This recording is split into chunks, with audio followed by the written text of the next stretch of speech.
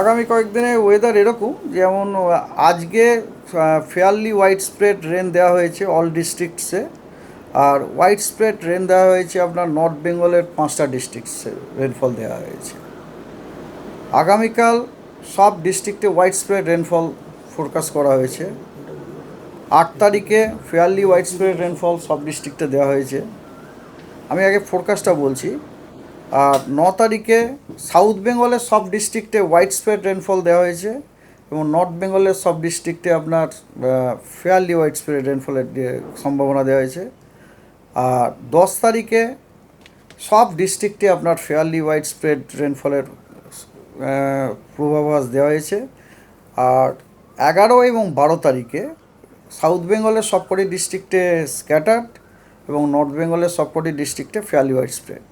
এই synoptic situation, হাওয়ার যা গতি, তাতে কিন্তু সারা সপ্তাহতেই পশ্চিমবঙ্গের সবকটি জেলাতেই অল্প বিস্তর বৃষ্টি হওয়ার সম্ভাবনা। আজকে কালবৈশাখী স্কোয়ালি উইন্ডের সম্ভাবনা সতর্কবার্তা দেওয়া আছে অ্যালং উইথ হেভি রেন।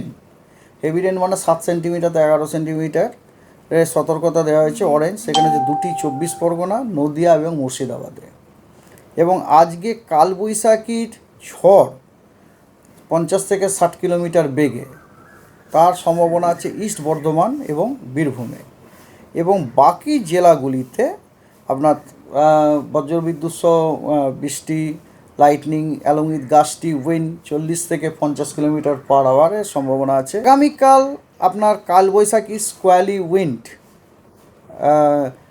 সম্ভাবনা with 50 to 60 kilometre squally wind along with heavy rain সম্ভাবনা আছে নর্থ এবং সাউথ 24 পরগনা, ইস্ট মেদিনীপুরে।